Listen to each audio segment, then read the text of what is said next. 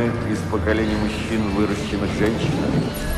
Поможет ли другая женщина в решении наших проблем?